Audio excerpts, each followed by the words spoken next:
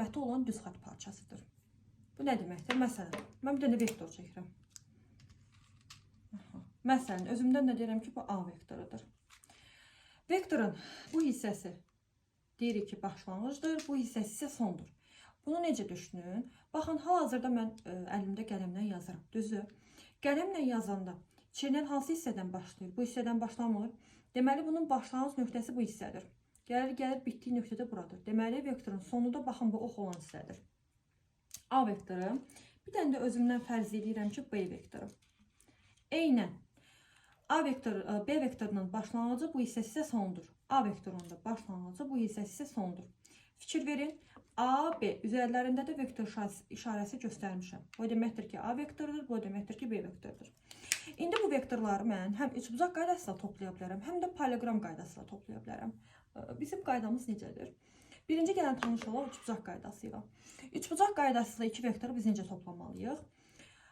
Üçbucaq qaydasını tətbiq edərkən birinci vektor olduğu kimi qalır.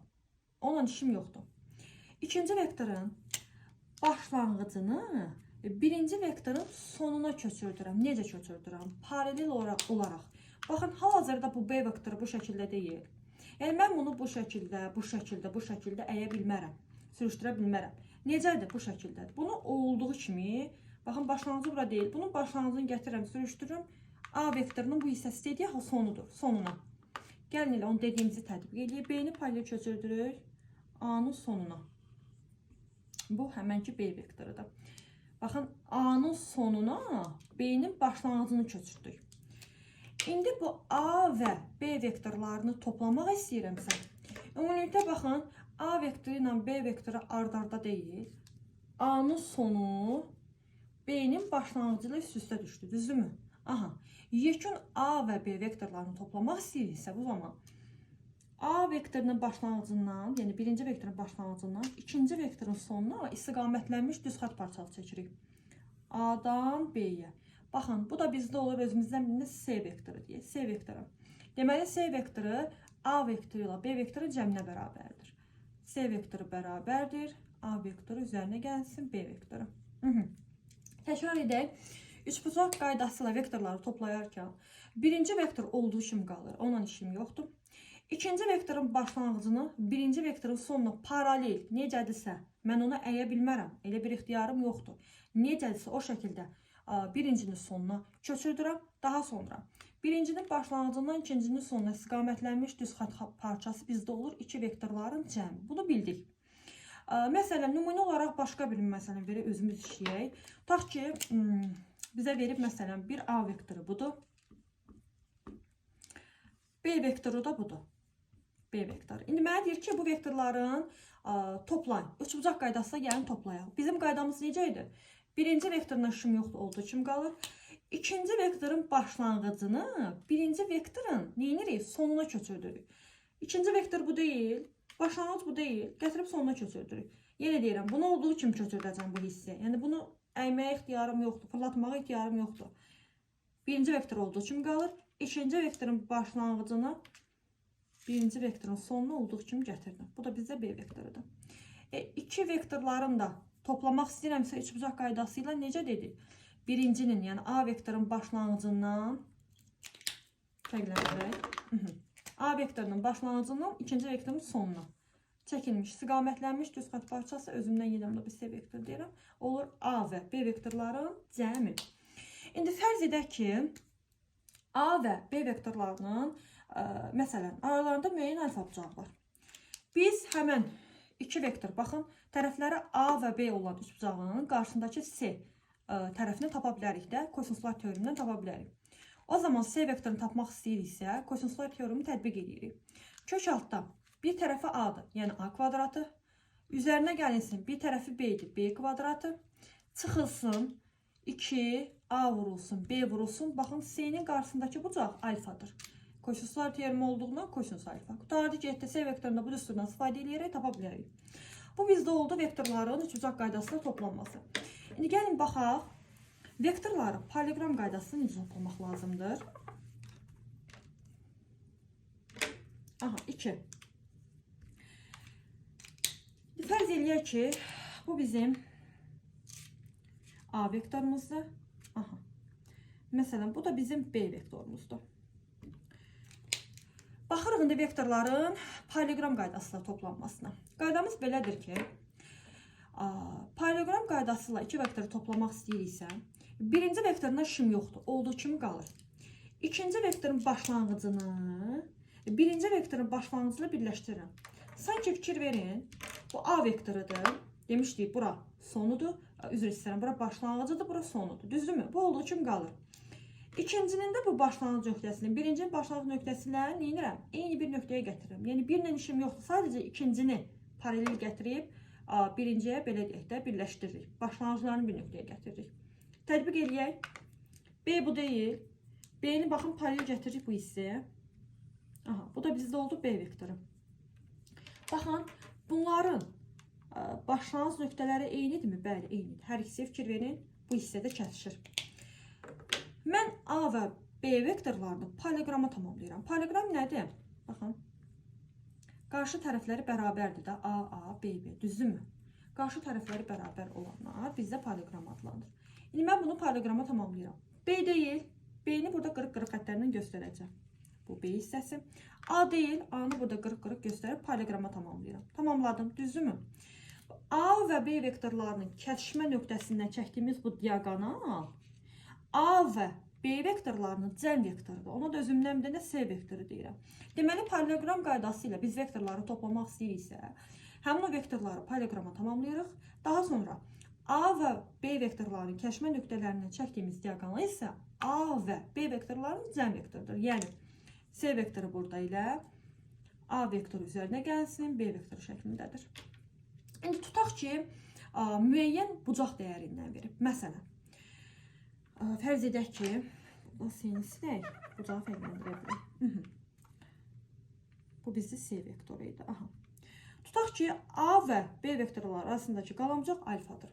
İndi mən bura kosinuslar teoremi tətbiq etmək istəyirəm də. Kosinuslar teoremi tətbiq etmək istəyirəmsə, burada parallelogram deyil də, üç bucaq olmalıdır. Üç bucaq yaratmalıyam. Düzdürmü? Ki, paralleloqramı birbaşa biz həmin o kosinuslar teoremi tətbiq edə bilmirik. Baxın, mən burada üç bucaq yaradacağım. Bu B vektorunu paralel olaraq köçürdürəm bu hissəyə. Baxın, A-nın sonuna. B-ni paralel köçürdüm bu hissəyə, B vektoruna. İndi baxıram. Bura alfadır. Düzdür? Görək bura nə düşür? Biz bilirik ki, paralleloqramın bitişik tərəflərinin cəmi 180 dərəcəyə bərabərdir. Əgər bu hissə alfadırsa, bura nə düşür? 180 minus alfa düşür da, düzdür? Aha, indi mən kosinuslar teoremi tətbiq eləməklə, baxın, bu C vektorunu tapa bilərəm. C vektorunun qarşısındakı bucaq nədir? 180 minus alfadır da, düzdürmü? 3 bucağa tamamladım. 3 bucaq qurdum özümdən. İndi gedirik bucaq veriləndə həmin C vektorunu tapmağa. Yenə kosinuslar teoremidir. C vektoru bərabərdir. Kök altda A kvadratı üzərinə gəlsin B kvadratı çıxılsın. 2 vurulsun, A vurulsun, B vurulsun. İndi C'nin qarşısındakı bucaq kosinus alfa deyil də, kosinus 180 minus alfadır. Kosinus 180 minus alfa. Aha, bərabərdir. Olduğu kimi yazırıq bu hissəni. A kvadratı üzərinə gəlsin, B kvadratı çıxılsın, 2 vurulsun, A vurulsun, B vurulsun.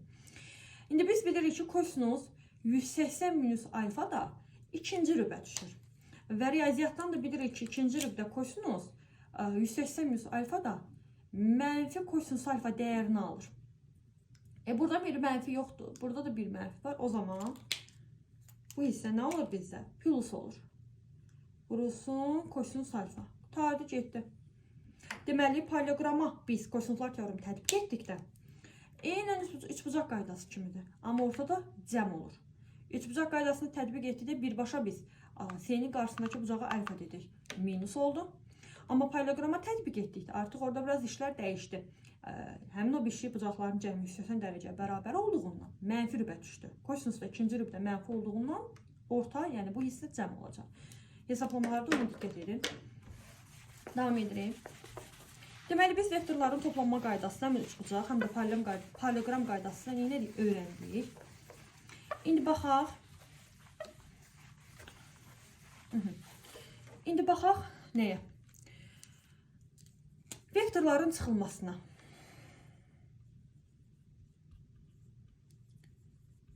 Vektorların çıxılması.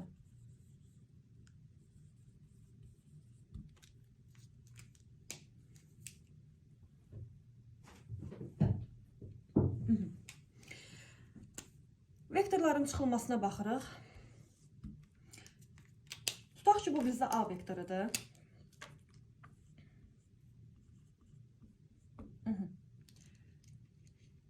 Bu da bizdə B vektorudur. Deyir ki, A və B vektorlarının fərqini tap. A həm istiqamətini tapacaq, həm də fərqini tapacaq. A və B vektorlarının fərqini özümdən bir C vektoru deyirəm. C vektoru bərabərdir. A vektoru çıxılsın B vektoru. Bunların fərqini tapmaq istəyirəm. Deməli, diqqətlə dinləyin. Vektorların fərqini tapmaq istəyirəmsə, yəni bir-birlərindən çıxmaq istəyirəmsə, qayda belədir. Vektorların başlanğıclarını bir nöqtəyə gətirəcəm. Yəni, birinci ilə işim yoxdur, olduğu kimi qalır. İkincinin başlanğıcını birincinin başlanğıcına üst-üstə gətirirəm. Paralel köçürdürəm yenə. Birinci qaldı, işim yoxdur.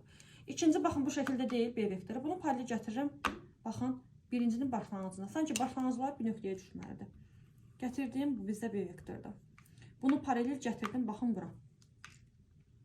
Başlanğıcları bir nöqtədədirmi? Bəli, bir nöqtədədir. İndi, əgər ki, mən A ilə B-nin fərqini tapmaq istəyirəmsə, baxın, bu nədir? Bu fərqdir, düzdür C vektoru. Bu nədir? Bu azalandır. Bu nədir? Bu da çıxılandır, düzdür? Fərq, azalan və çıxılan. Fərqi tapmaq istəyirəmsə, hər zaman çıxılandan azalana çəkməliyəm. Çıxılandan azalana və yaxud da rahat olsun deyə ikinci yerdə B deyil, ikinci dayanandan birinci dayanana çəkirəm. O bizdə olur iki vektorlar arasındakı fərq vektoru. İkinci çıxılan deyil, çıxılandan azalan. Çıxılan nədir? B vektorudur. Onda B-dən A-ya çəkirəm. Aha, bu da bizdə olur C vektoru. Tərcih etdim. A minus B fərqi C vektorudur. İstiqaməti də bu şəkildədir. Yox, əgər ki, bizə məsələn belə versəydi, B minus A bərabər C vektoru versəydi, bu zaman B nədir burada? Azalan. A nədir? Çıxılan. C də burada fərqdir. Düzdürmü? Bu zaman isə çıxılandan azalana. A-dan B-yə çəkərdik. A-dan B-yə fikir verin, əksinə olardı. A nədir? Bu deyil, A-dan B-yə. Bu da bizdə olardı C vektoru. Yəni A minus B-ni də soruşa bilər, B minus A-nı da soruşa bilər. Hər zaman siz ikinci dayanan yerdən birinciyə çəkirsiniz. İkinci dayanandan birinciyə, yəni çıxılandan azalana. Bu da bizdə olur vektorların çıxılması.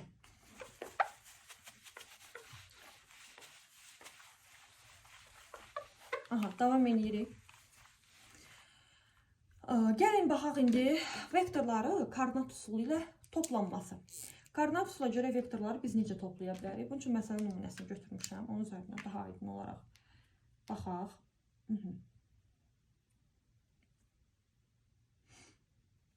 Tutaq ki, belə bir məsələ verilir bizə. Baxın. Birinci koordinat yox, bu bizdə proyeksiyası olacaq. Deməli, proyeksiya üsulu ilə vektorların toplanması. Proyeksiya ilə biz vektorları necə toplaya bilərik? Diqqətlə baxın. Proyeksiya nə deyir? Verilən vektorların hər birini proyeksiya ayıracağım. Diqqətlə baxın, hər bölgünü bir dama verib, bir dama. Birinci gələk A vektorunu proyeksiyaya ayırmağa. Fikir verin, proyeksiyanı biz həm X oxu üzrə ayıracaq, həm də Y oxu. Həm ordinat, həm də absisdə belə deyək. Baxın. Bu bizdə Y, yəni ordinat oxudur, bu isə X oxudur, düzdür. İndi getdik A vektorunu biz iki dənə proyeksiyaya ayırmağa. Diqqətlə baxın, A vektorunun Y oxu üzrə proyeksiyası neçə damadır? Y oxu üzrə proyeksiyası fikir verin, budur da. Budur, düzdür. Hər bir dama hər bir bölgü bir qəbul edildiyindən 1, 2, 3. Deməli, A-nın yuxarı doğru 3 dama. Bunu tapdıq. Bəs X oxu üzrə proyeksiyası nədir? Baxın, 1 dama. 1 dama da budur. Bunu bildik. Gəlin indi B vektorunu proyeksiyaya ayıraq. B vektoru fikir verin, maili verib də bu şəkildə. Ordinat oxu üzrə baxsaq, yuxarı 1 damadır. Y oxu üzrə. Bunu gəlin fərqləndirək, qarayın.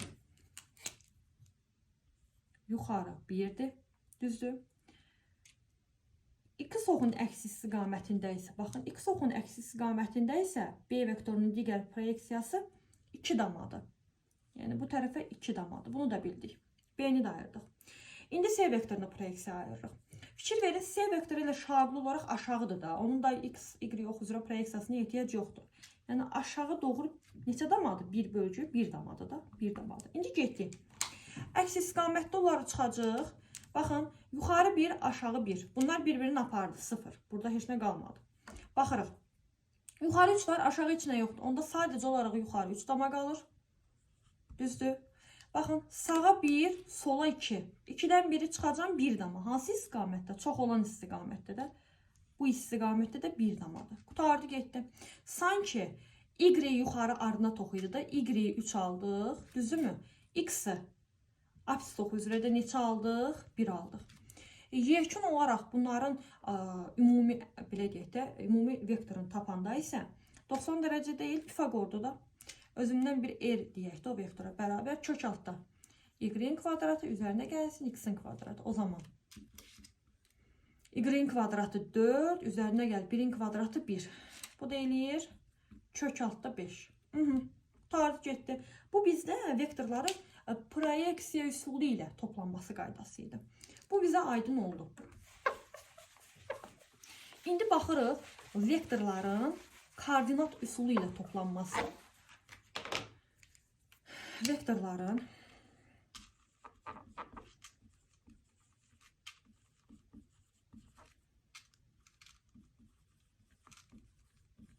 koordinat üsulu ilə toplanması.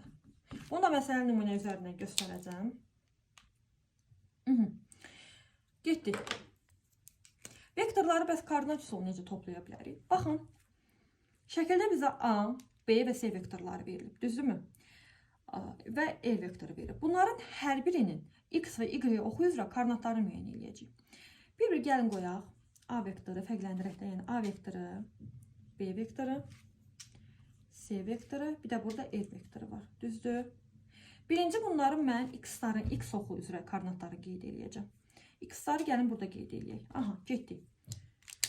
A vektorunun X oxu üzrə koordinatı neçədir? Baxın, X oxu üzrə koordinatı A vektorunun 3-dür də, düzdürmü? A vektorunun X oxu üzrə koordinatı 3-dür. Bunu qeyd elədik. Gəldik, B vektorunun X oxu üzrə koordinatı bəs neçədir? B vektoru budur. X oxu budur da, düzdürmü? Apsis oxu budur. Apsis oxu üzrə koordinatı isə baxın, neçədir? 1-dir. Mənfi 1-dir. Gəlirik C-yə. Hər birinin hələ ki apsis oxu üzrə koordinatlarına baxırıq. C vektoru budur da, düzdürmü? C vektorunun apsis oxu üzrə koordinatı neçədir? X oxu üzrə koordinatı bu deyil. Aha. Baxın, apsis oxu üzrə koordinatı X-in üzərindədir də. Yəni mənfi 1-dir. Düzdürmü? R-ə baxırıq. Bəs R-in X oxu üzrə koordinatı neçədir? Baxın, R vektoru budur, koordinatı isə 1 damadır. 1. Ümumilikdə ABC R-in X oxu üzrə koordinatları bunlardır. Bunları mən ümumi toplasam 3, üzərinə gəlinsin mənfi 1, üzərinə gəlinsin mənfi 1, üzərinə gəlinsin 1. Bərabər 3, minus 1, minus 1, plus 1. Bərabərdir. Bunlar gedir. Deməli, aldıq 2. Deməli, ümumi ABCR vektorlarının koordinat üsulu ilə tapırıq. X-in tapdıq 2. Bunu tapdıq. İndi baxırıq Y oxu üzrə koordinatlarına. Getdik. A-nın Y oxu neçədir? Fikir verin. A-nın Y oxu üzrə proyeksiyası yuxarı 1 damadır da. Apsis oxu 3 idi. Y oxu yuxarı 1-dir. Deməli, yenidən buradan yazıram 1 dama. İndi B-yə baxırıq. B hanı? B. B-nin Y oxu üzrə, yəni ordinat oxu üzrə koordinatı neçədir? Neçə damadır? Yuxarıdır da. Baxın 3 dama. B də 3-dür. C-nin Y oxu üzrə koordinatı baxın aşağı mənfi 2-dir. C mənfi 2-dir. R-in Y oxu üzrə koordinatı, R-in Y oxu baxın, Y oxu üzərinə baxırıq 2 damadır. İndi isə bunları cəmləyirik. Nə qədər oldu? 1, üzərinə gəlinsin 3, üzərinə gəlinsin mənfi 2, üzərinə gəlinsin 2. Bərabərdir. 4, minus 2, plus 2. 2-lər gedir. Ümumi aldıq neçə? 4. Deməli biz X-i aldıq 2, Y-i aldıq 4. Bunlar da X, Y yoxlar bir-birlərinə perpendikulär deyirlər. O zaman ümumi əvəzləyici, yəni ümumi belə deyək də vektora R desək, R bərabər olur kök altda X-in kvadratı üzərinə gəlsin Y-in kvadratı. Bərabərdir. X-in kvadratı kök altda 4, üzərinə gəlsin Y-in kvadratı 16. Cəm eləyir, kök altı neçə? 20. Bunu da belə yaza bilərik də. 4 vurulsun 5, yəni 2 kök altı 5. Deməli, ümumi vektorlar üzrə koordinatlarla müəyyən eləyəndə ümumi koordinatlar biz tapdıq, cəmi 2 kök altı 5. Baxın, bu şəkildə müəyyən eləyə bilərik. Belə, davam eləyirik.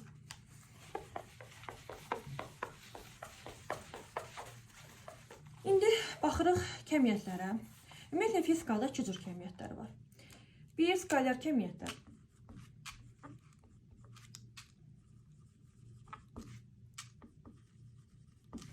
İki, vektorial kəmiyyətlər. Bunlar nə deməkdir? Skalyar kəmiyyətlər yalnız ədədi qiymətləri olanlar. Məsələn, kütlə M, həcm V, sıxlıq ρ. Yəni, bu nə deməkdir? Tutaq ki, deyirəm ki, 10 kiloqram kütləli cisim və yaxud da hansı bir əşya, düzdür? Kütləsini deyən kimi artıq onun haqqında təsəvvür yaranır da. Yuxarı aşağı olduğunu qeyd eləmirik ki, eləmirik. Yəni, skalyar kəmiyyətlərin yalnız ədədi qiymətləri olur. Biz onları riyaziyyatda modulda deyirik. Yalnız ədədi qiymət olur. Və yaxud da hər hansı bir mayenin həcmi V həcmdə 10 litr həcm tutur, məsələn. Demirik ki, yuxarı 10 litr, aşağı 10 litr. İstiqamət bizə lazım deyil. Yəni, vahidin deyən kimi artıq onun haqqında məlumat yaranır. Yalnız ədədi qiymətin deyən kimi məlumat yaranır. Təsəvvür yaranır. İstiqamət yoxdur. Bunlar skalyar kəmiyyətlərdir. Vektorial kəmiyyətlər isə biz bayaqdan haqqında danışdığımız vektor nə idi? İstiqaməti olan düzxət parçasıdır, düzdür? Yəni, burada həm ədədi qiymət bizə lazımdır, həm də istiqamət. Məsələn, surət. Deyirik ki, məsələn, surəti bərabər 10 metr bölünsüz saniyə. Hansı istiqamətdə? Görürsünüz, bizə istiqamət maraqlıdır. Və yaxud da yer dəyişmə.